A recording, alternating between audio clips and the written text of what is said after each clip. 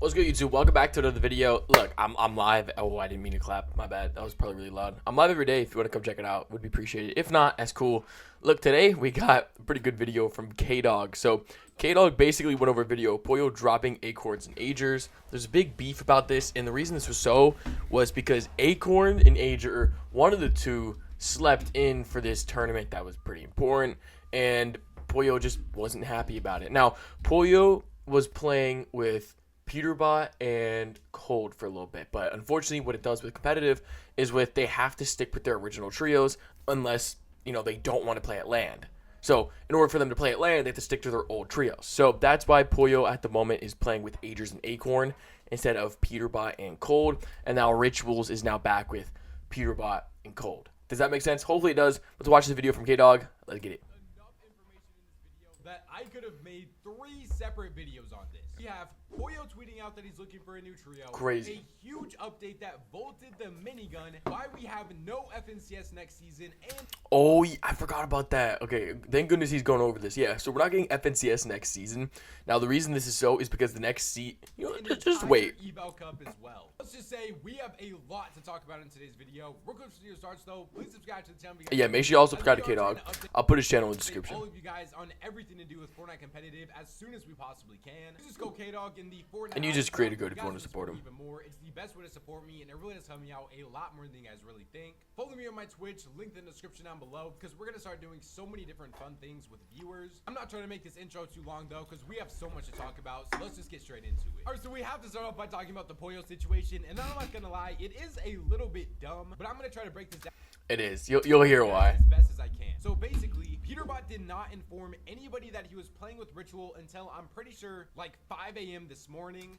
Wait, I mean, this doesn't make sense because they have to play with the original trio. So Agers, Acorn, all of them didn't even know if they were going to be playing with Pollo today or if they were going to be playing with Ritual today. And then in the middle of all of this, Acorn was also going to Canada back home for a little bit as well. So he was not even going to be able to play the Eval Cup today. And Pollo apparently did not know about that. And then since Agers didn't even know who he was playing with, and since Acorn couldn't even play in the first place, he ended up just sleeping through the entire thing. So dude, imagine that miscommunication. Like, that is crazy. Like, imagine you win FNCS. Because this is the thing, like, how huge this actually is. As, like, this is their job. Like, it's how they get paid and such. And, like, yes, it's Fortnite and all, but, like, this is their sport. It might be an e-sport, but you know what I mean? Like, this is serious work. Bro slept in. Someone went to Canada.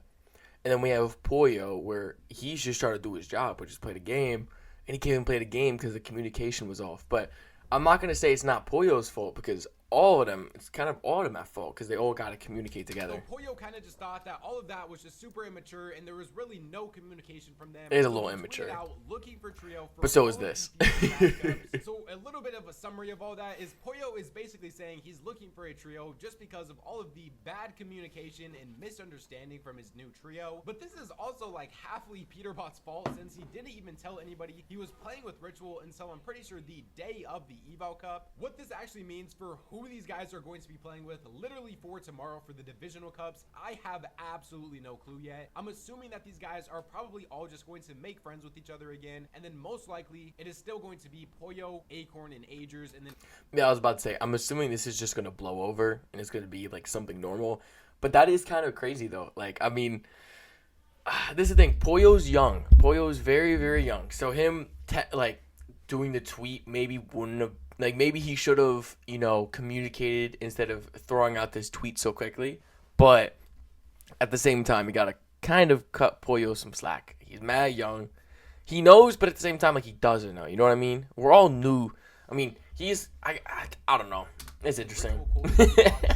Since they did literally play the Eval Cup today. But I'm trying to, like, put a point across, but I can't put them together. The trio of Acorn, Agers, and Pollo did not play a single game in this divisional cup together, or in general at all. Is there a chance that Pollo goes to a different trio? 100%. Do I think it's going to happen? As of right now, with these Fortnite pros, I just have no clue. Acorn and Ritual are still very firm on their stance of not wanting to sign the disband forms either. So if you're thinking, oh, this is the perfect chance for them to just all split up, all of them disband, none of them want to play together anyways. But Acorn and Ritual and even Agers are still all very firm on not wanting to just let Peterbot do whatever he wants. And so the bigger thing as well is Peterbot wants Pollo as his teammate. However, again, when it comes to land, whatever they won with before, if they sign this deal or whatever, they now lose their spot at land. Now, if they lose their spot at land, they can still earn it back. However, Acorns and Agers, it really seems like they just don't like Peterbot, right? And that's for whatever reasons. And so they don't want Peterbot to get Pollo as a teammate because Pollo is that good. Like, no glaze. If you look at it, he's won 4 FNCSs in a row. Like, genuinely is one of the best players, right?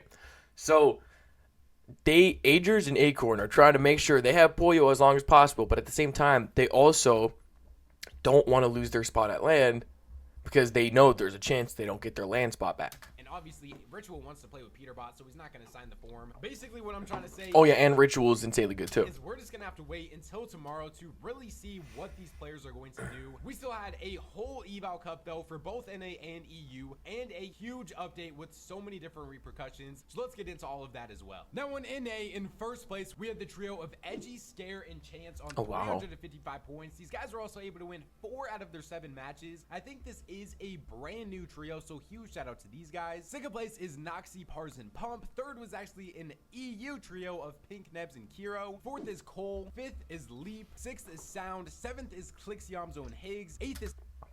By the way, I didn't know Batman Booga changed his name. Like, I'm not tapped in enough to understand why Batman Booga changed his name. If anyone knows, please let me know in the comments because I'm still trying to wrap my head around it. Eshu, and Vert. Ninth is Aviv, Skittles, and Chimp. And then rounding out the top 10 is the trio that got back together of Peterbot, Cold, and Ritual. Now, some other big names that were able to qualify is like 13th place of Muzz, Curly, and Rye.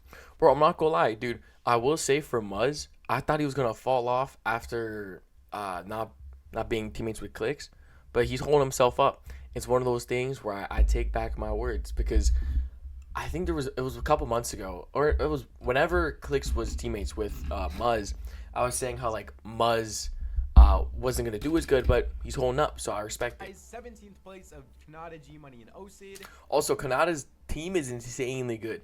Everyone was talking about how those other teammates like G-Money and Sid, they wouldn't be the best for Kanata. But, dude, Kanata's making it work, bro. W Kanata. Panzer were able to qual. Rapid Yapko and Bullets. Vidil Cooper and Sphinx. A lot of big names are honestly able to make it. There was only a couple of big name trios that didn't make it. Like 38th place of Booga, Threats, and Cray. So, this is interesting. I'm surprised they got 38th. I know Craze is doing really good. Like, so, Bucky picked up Craze back when he was, like, super, super underrated. And then Booga, I'm assuming, saw how good Craze was. They did top 5, I believe, in the last tournament, and now they're not doing too bad now. Bucky's trio finished in 123rd. Wow. You're wondering who he was playing with. He was playing with Okus and King on Expo. We also saw some potential stream sniping accusations come from Bucky, pointed at Booga. Oh, just find them stream sniping? I mean, stream sniping is just such a thing that is so hard to prove. So I'm not going to get too much into that, but neither of their trios were able to qualify at the end of the day. I guess we will see how the actual divisional cups go for them now. Now in the finals, back like they never left, it was the trio of Ritual, Cold, and Peterbot. Finishing crazy in first place, being able to win 2 out of their 3 games, finishing with the second most elims. If you're wondering why they only played 3 games today, they unfortunately were not able to load into game 1 because... So they couldn't load into game 1, and they still won. How crazy is that? Like, put no glaze aside, whatever you want to say, but bro, people keep saying, like, is Peterbot stoppable? Are they? Like, imagine after this land, they get Pollo, right? So it's Pollo, Cold, and Peterbot. They're not going to drop Cold. That's not smart. You know what I mean? That trio, I feel like it's unstoppable. And the only way I feel like Fortnite could stop it if they do duos. But if they do duos, then Pollo and Peterbot are just going to be a duo. Or if they do solos, it's going to be Pollo versus Peterbot. I ain't gonna lie, Fortnite could low-key cook on this, but I don't know, bro. I think Fortnite at the moment is still at this point where, like, there's only a couple people at the top of competitive that can really compete. Cold was AFK and like Ritual wasn't even in his lobby. So the typical Peterbot trolling fashion. But their match history today was still just absolutely disgusting. Stuff from Peterbot that we would probably expect. Like a 14 elimination win in game 1, a 16 elimination win in game 2, and then a 9 elimination 12th to finish off the tournament. If anybody had any doubt that these guys' vibes weren't going to work too well together or that they're going to be off to a slow start, they are already proving a lot of those rumors wrong. And they do look like they are just absolutely dominating. Which was funny because Peterbot He got like 128th place in the last solo cup, and I bring this up because a lot of people are like, "Oh, he's already falling off." It's crazy how one tournament could like make it be that way, and the only reason that he got that was because of how bad the cheaters were. The cheaters were so bad in the last Cash Cup because Peterbot got like 11 Cash Cup wins in a row, like first places, and he left like he couldn't get that last one simply because there was so many cheaters. Half the leaderboard was cheaters. It's crazy. And it's funny how many times I bring up how bad the anti-cheat is. And there's so many people who the comments like, you don't know what you're talking about. I know exactly what I'm talking about. Look at the leaderboard. Half of the whole leaderboard, half the leaderboard was full of cheaters. I find it so funny that this anti-cheat's one of the best, but yet it still can't keep up with how crazy the actual cheats are themselves that the anti-cheat doesn't even pick it up. And on top of that, the way Fortnite's going at it to ban cheaters is terrible. Because what they want to do is they want to group a bunch of people and ban them all at once. However, what they should be doing, what I think is more beneficial, especially for a lot of pros, is they should be banning on the spot. There's no reason to where you should not be banning on the spot, especially when it's so obvious when people are dropping 45, 50 kills. That is not normal. That is very out of the normal. Very out of the normal. It's insane. And this is the thing. Like, if they ban on the spot, that makes it so these pros actually have chances to make it more entertaining. Like you would think that Fortnite would want people to watch a tournament that's actually fair, that's actually less cheaters and actually like real players, but it's crazy because like you'll hear Peterbot crash out and like, you know, people will be talking about how like, you know, I don't know, some people like don't justify the fact. Honestly, I think it's justified where Peterbot will crash out on these tournaments because he's one of the best players in the game. And so what other people try and do is they try to take his spot, take his winning streak, right, that he's earned because he's not cheating, right? And these people buy $20, $50 cheats and then win $5,000 for cheating, right? And some people are like, yeah, the payout doesn't go through. But for some cheaters, that's still the case. A couple months ago, they had a cheater that they caught, but he was cheating 3 years ago. So it took them 3 years to catch a cheater. Imagine how many people cheat on the daily. You know what I mean? Like, I really feel like Fortnite's got to do a lot better. Like they're doing good. They have some type of system, but they need to do more. The anti-cheat needs to be better, and I'm surprised that they're not working on the anti-cheat more when it comes to competitive. Curly and Rise, they were able to win the very final game today, getting a 15 elimination win while placing second place twice and finishing with the most elims of 44. This was a super impressive eval cup from them all around. They got a 10 elimination second, 4 elimination 10th, 15 elimination second, then a 15 elimination win. Super fun performance that these guys put on. I am very excited to see these guys in the divisional cups as well. Third place is Kanata, G Money, and OSID. Hey, this is what I'm talking about, bro. Kanata's doing fire, bro. Let's go with his new team. Of the eval cup. Now, if you're curious on how the actual leaderboard of eval cups works, it goes by the amount of elims that the trios got from 4th all the way down to 33rd place. So the trio with the most amount of elims in 4th place was Bolts, Rapid, and Yapgo. They finished with I haven't heard Bolt's name in a while. Fire, dude. 5th was Zavi. 6th was actually Clicks, Higgs, and Yamzo. Dude, this team is so good. Like, yes, they're not first placing, second places, but like to be fully honest, Clicks has never been a first place type of person. You know what I mean? He's just like Kanata, to where they're typically just very high on the leaderboard, but never really first place. You know what I mean? I mean, Kanata has gone to first place. You know what I mean? I'm a big Kanata glazer. You know what I mean? I'll admit that. But what I'm trying to say is like, this is good to see. Like, Clicks found a really, really good trio. I think Batman, Booga, or Higgs, and Yamzo just fit the team so very well. That's fire, dude. This is honestly super impressive stuff for them because they were contested by Victor and contested. Spawn. I think the fight honestly ended up going like even, but a lot of the times they're also just getting cleaned up off spawn as well. It wasn't necessarily the best look for Clicks' trio, I'm not gonna lie. We even got to see Agers talk about how he wants to potentially contest Clicks with. So, Ager said this, but as well as Pollo said this, because Pollo has always said that this POI that Clicks is landing at is super good. So it's pretty, I wouldn't say it's confirmed, but Pollo has been really amped up about wanting to land where Clicks is landing at. It's not because of Clicks, it's simply because Pollo thinks that spot is going to get them first place. And that's what Pollo, because Pollo wants to get that 5 FNCSs in a row because no one's ever done that before. So that's what Pollo's trying to do. So he's trying to land at that POI that Clicks is at. So I think my theory from earlier was correct that Pollo, Acorn, and Agers are just going to get back together after they settle up some of their differences. But Clicks' trio was still able to get something really impressive, a 20 elimination second in the very final game. So I don't just want to act like everything went catastrophically wrong for this trio or anything. But I think Agers and Pollo can really see that potentially Clicks might not be the most strong off-spawn team, and this could spell news for disaster for Clicks in the future if an already land qualified team, the trio that just won grand finals, wants their drop spot. 7th was Vidil Cooper and I'm not gonna lie, that sucks for Clicks because like Clicks wants to get land. Epic Games probably wants Clicks to get land. Let's be honest, he just got a skin. Like they want him to get land. That sucks. Pollo wanting your spot, I'm not gonna lie, it's unfortunate. 8th was Taki, 9th was Cole, and then rounding out the top 10 was Day. I'm not trying to just like sit up here and yap about the Eval Cup all day though, so let's actually move on to the brand new update that we saw, and then the EU tournament as well. So if you guys didn't know, yes, this morning there was an update, and from HypeX himself, he said Fortnite Chapter 6 Season 3 is only expected to be 35 total days. That's free. That's crazy. That's crazy. Should I stream all 35 days of Fortnite? The chapter 3. Why is it only 35 days? Like, I've heard about this info, by the way, of it being such a short season, and I think it's mainly because of it being a Star Wars themed type of season. All the Antics brought up was like, maybe this is a good breather for a lot of competitive players since there's not going to be an FNCS this season. Obviously, it gives pros kind of a break so they don't kind of like burn out, which I think honestly, all the Antics brings up a good point. Is like, everyone, including the viewers, could get burned out after a while because of how much tournaments and competitive that's happening. So I'm really curious to see which will last from what this is going to be. June 8th. And if you guys are wondering why this is most likely going to be because Chapter 6 Season 3 is probably going to be a fully sponsored like Star Wars season, a lot of people are assuming. And it's just going to be like one big like collab season. And this is probably going to be one of the shortest seasons in Fortnite history. 35 days is not that long at all. If you want to put that into perspective, this season actually started on February 21st. So that would basically almost mean that this season would pretty much be over today already. And we would already be going on to the next season.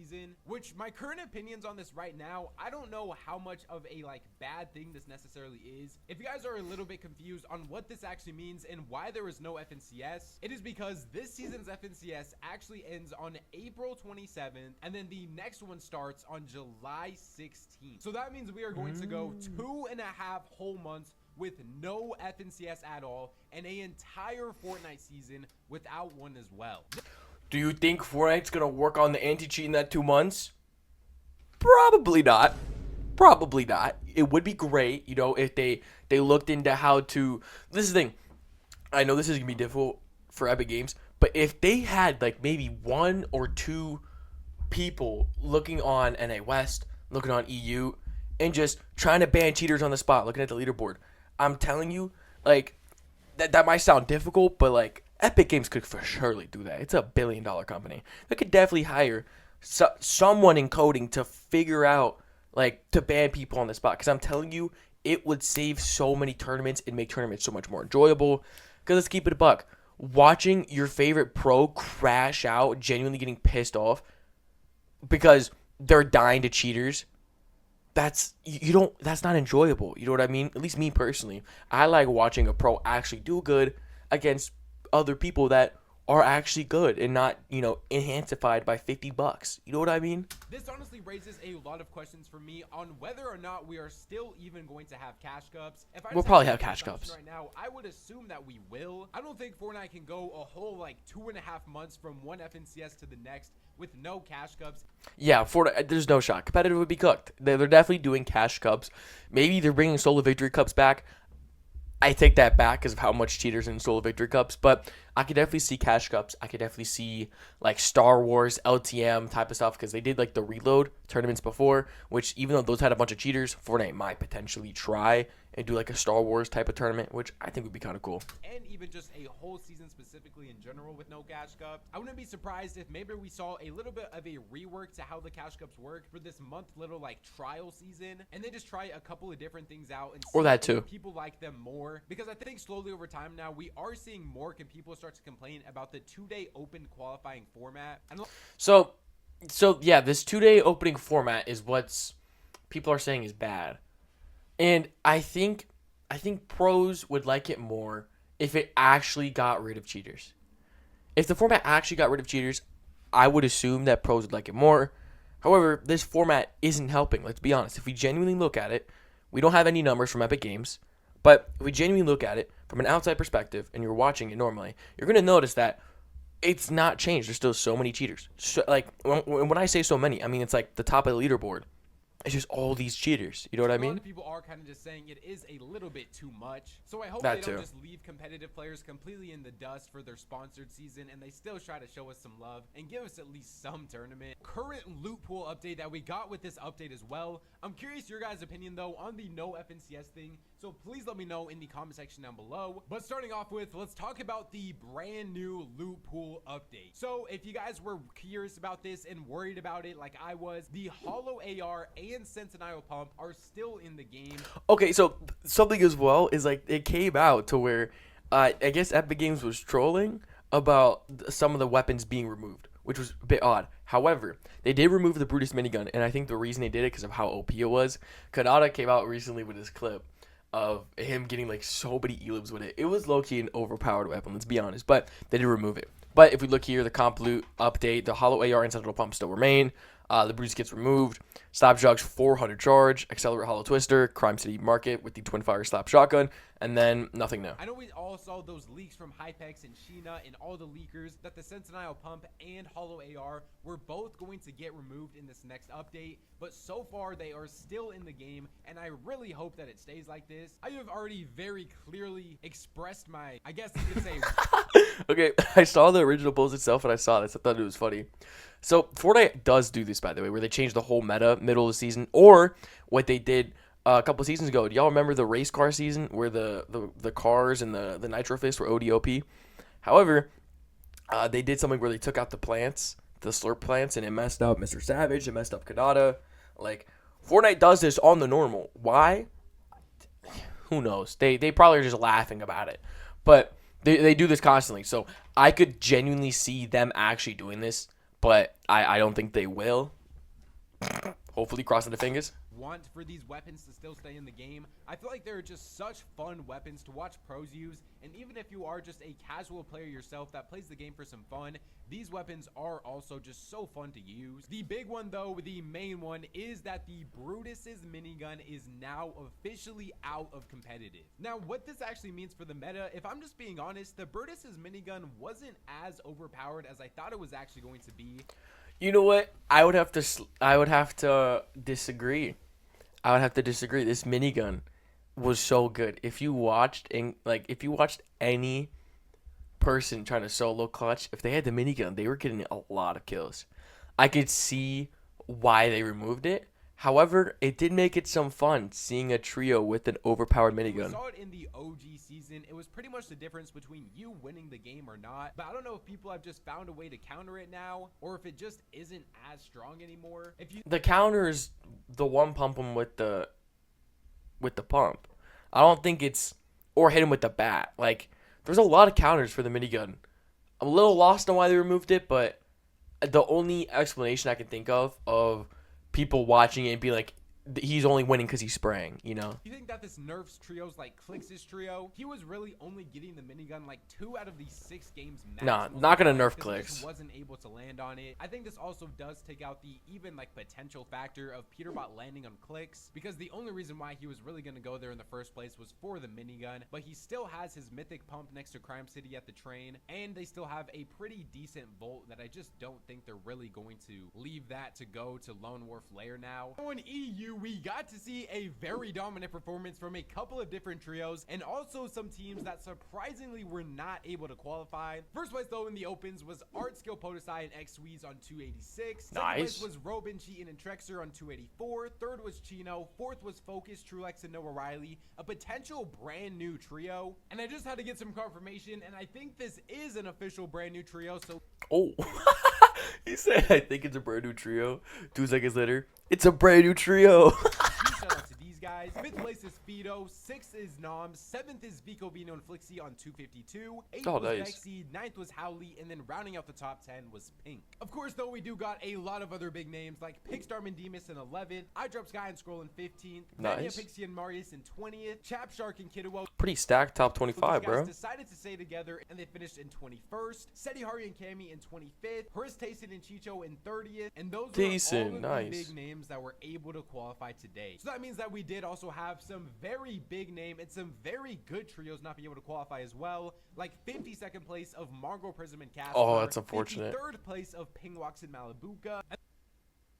And then one that honestly really surprised me was 211th place of Swizzy, Queasy, and Murstache. These guys only got 88 total points in 7 games today. They didn't have a single game inside of the top 10. I still honestly wouldn't be super worried about this trio, though. It is just an eval cup at the end of the day. Rough eval cup. Murstache is just back on this trio now, and I am very excited to see what they do in the Division 1 Cash Cups this week. Let's actually move on to how the finals went now. Now, week after week, we're continuing to be getting proved that boring just works. The trio of Seti, Hari, and Cammy out of Bruno Boxcars have been putting up some of the most impressive performances that I feel like have just not been getting talked about enough this season. I look-y want to do a VOD review on these guys for my React channel, so let me know in the comment section down below if that is something you would be interested in seeing, because I know everybody doesn't have Peterbot level mechs, and these guys' wins today were a 6 and 8 elimination win.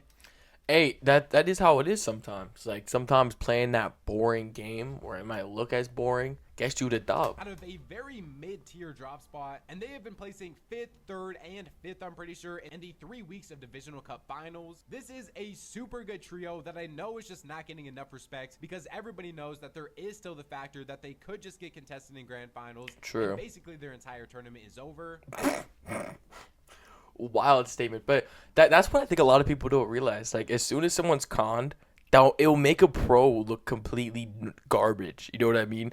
And it's not like the pro is garbage. It's that being conned is so bad. I really hope these guys are able to stay uncontested for the entire season, because there is some potential that they could be a top 5, maybe even a top 3 trio in Grands. I just feel like top 3 might be pushing it a little bit, because they just really don't get any elims at all. They finished the tournament with only 15 total elims, which wasn't even top 10 for most elims in this tournament. Second place, though, a team that seems to always be able to get a win in the eval cups of I Drop Sky and Scroll. They were able to win. Of course, dude. It's not a fire tournament without Sky and Drop and Scroll getting a win.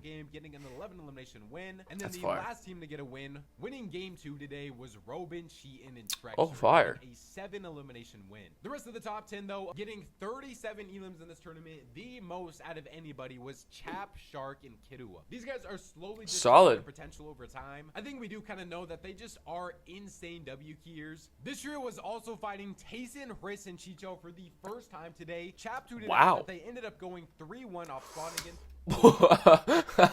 $0. Dude, that's crazy. You post $0, but you 3-1 off spawn. That's crazy. Which was honestly exactly what I predicted. I don't really know why Tayson, Chicho, and Chris are even trying to contest a trio that has 2 of the 3 best fighters in arguably the entire world. But at the same time, I do kind of respect Tayson, because like Chapchuck and Kidduo, I don't even think they pulled off a top 10 with uncontested Crime City last week. So at least try to put up a little bit of a fight. But I think Shark's trio is going to win that fight more often. Chug Jug's OP, bro. Was Vico, Vino, and Flixie. They finished with 30 total elims. Were able to get a almost won. That's second place and the 5th. 14 elims. So a pretty solid tournament all around for them once again. 6th place was Pigstar Mandemus, and they finished 2nd place back-to-back games. Wow. With 8 and 9 elims. So that's rough. Goats still seem to be performing super well under pressure. Just so close to being able to win multiple games today. 7th was Venya, Pixie, and Marius. They only had 1 game inside the top 10. 8th was Andalex, Skyjump, and Momsy. 9th was Teeny, Skavi, and Mappy. Potentially, I think, another brand new trio. They were able to get a 10 elimination second. I was hoping 2 seconds later he'll go, they are a trio. Like it did before. Was Noah Riley, Trulex, and Focus. Other than that, though, a pretty long video from... Hey, we love to see these long videos, K-Dog. Thank you for the video. I'm glad I was able to add some info to some of the info he put down. But if y'all not sub to him, you can go sub to him. But yeah, I'm going to probably start streaming more Fortnite on my live streams, just because I feel like I can bring some good info to it. You know what I mean? So I want to thank y'all so much for showing up into today's YouTube video. God bless. Jesus loves y'all. Have a fantastic day. And we'll see y'all in the next one.